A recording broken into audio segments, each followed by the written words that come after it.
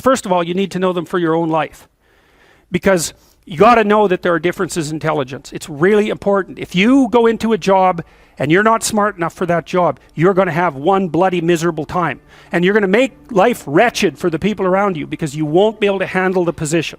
And as you climb hierarchies of competence, the demand on fluid intelligence increases.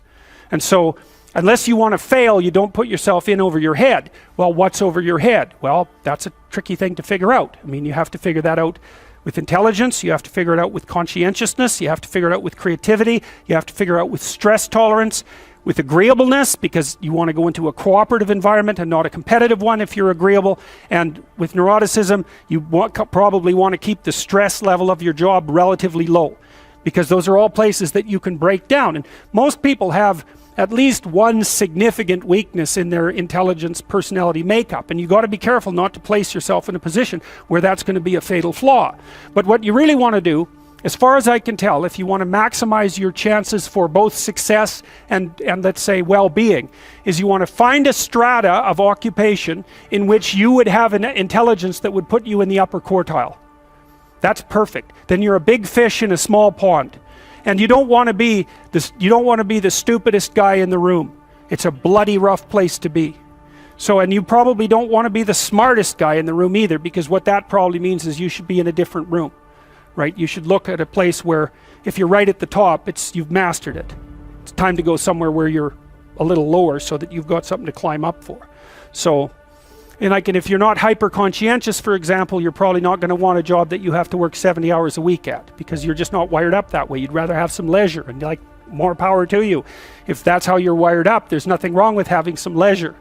But if you're someone who can't stand sitting around doing nothing ever, then maybe you can go into a job that's going to require you to work 75 hours a week. And almost all jobs that are at the top of complex dominance hierarchies require very high intelligence and insane levels of conscientiousness, as well, generally speaking, as pretty damn high levels of stress tolerance, you know, because that can knock you out too, because there's going to be sharp fluctuations in your career, generally speaking, at the higher levels of a structure, and you have to make very complicated decisions, often with very short time horizons.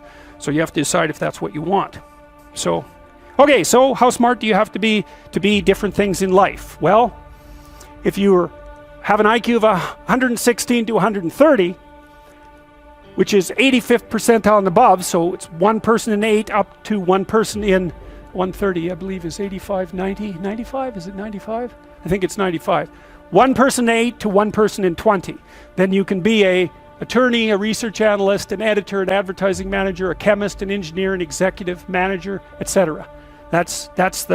Now, that's not the high end for IQ, by the way. You know, that it can go up, well, it can go up indefinitely, although there's fewer and fewer people as it goes up.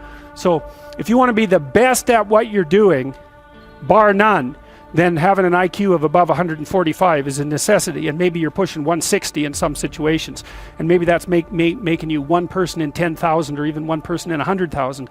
And then also, to really be good at it, you probably have to be reasonably stress tolerant and also somewhat conscientious.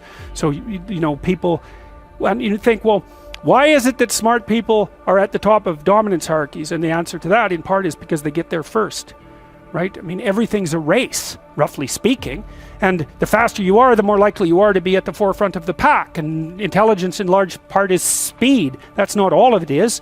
So if you're moving towards something difficult rapidly, the faster people are going to get there first. So IQ of 110 to 115, so that's 85th to 73rd to 85th percentile. Copywriter, accountant, manager, sales analyst, general manager, purchasing agent, registered nurse, sales account executive. If you look at universities, the smartest people they're above this. Who are the smartest people at university? What do you think? Mathematicians, physicists and mathematicians, right. I could tell you who's on the other end, but I won't. Yeah, I'd like to though. Anyways, okay. Going down now 103 to 108 is slightly above average, right? 60th to 70th percentile. Store manager, bookkeeper, credit clerk, lab tester, general sales, telephone sales, accounting clerk, computer operator, customer service rep, technician, clerk, typist. So you see at this level, people have some technical skill and some ability to deal with complex things. Okay, that's dead average. 100 is average. Dispatcher in a general office, police patrol officer, receptionist, cashier, general clerical, inside sales clerk, meter reader, printer, teller, data entry, electrical helper. 95th to 98. Machinist, food department manager, quality control checker, security guard, unskilled labor, maintenance, arc welder, die setter, mechanic. Good IQ range for relatively qualified tradespeople. 87 to 93. Messenger, factory production worker, assembler, food service worker, nurse's aide, warehouseman, custodian, janitor, material handler, packer. Now, what you're starting to see is that as you move down the hierarchy, the jobs get simpler, they're more likely to be assigned by other people, or they're repetitive. Because what IQ predicts to some degree is how rapidly you can learn something, but once you've learned it, it doesn't predict necessarily how well you do at it. And so the more repetitive jobs people with lower IQs are more suited to more repetitive jobs. Under 87, is there something? Well, no. Right. That's a big problem. And it's something our society has not addressed at all.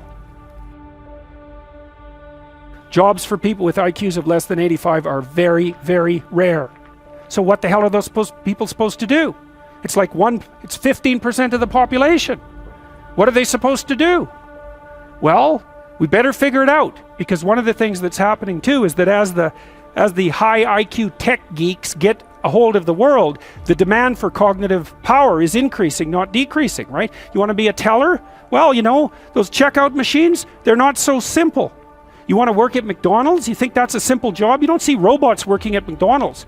And the reason for that is that what McDonald's workers do is too complex for robots to do. So this is a discussion that no one wants to have, but that's okay. It's still a problem, and it has to be dealt with. So the US government, I think I told you this at one point already, it's illegal to induct anyone into the US Army if they have an IQ of less than 83, right? It's about 10% of the population. Because the US Army, and they've been doing IQ testing since IQ testing began, because they want everybody they can possibly get into the Army, because in peacetime, they use it as a way of moving people up the socioeconomic ladder, and in wartime, well, obviously, you need as many soldiers as you can get your hands on. And so you're not going to be any pickier than you have to be.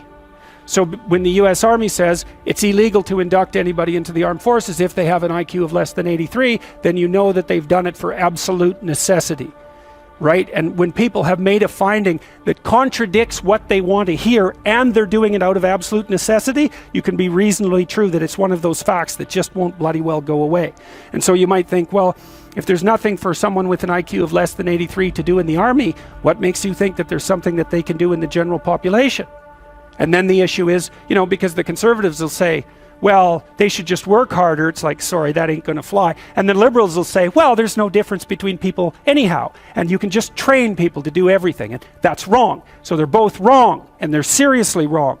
And the fact that neither side of the political perspective will take a good, cold, hard look at this problem means that we're going to increasingly have a structural problem in our societies, because we're complexifying everything so rapidly that you can't find employment unless you're intelligent. You guys are really going to face this, you know. Lawyers are disappearing like mad. And the reason for that is, you can look it up online. Increasingly, you can do things yourself if you're smart. And so, like, the working class people have been wiped out pretty nicely over the last 30 years by automation and various other things. It's the low end of the white collar class that's coming up next. So I'm not saying that lawyers are in the low end, but low end lawyers are in the low end of the white collar class. So there's still going to be plenty of positions for people who are creative and fast on their feet and super smart. In fact, those people are going to have all the money, and that's already happening to a great degree.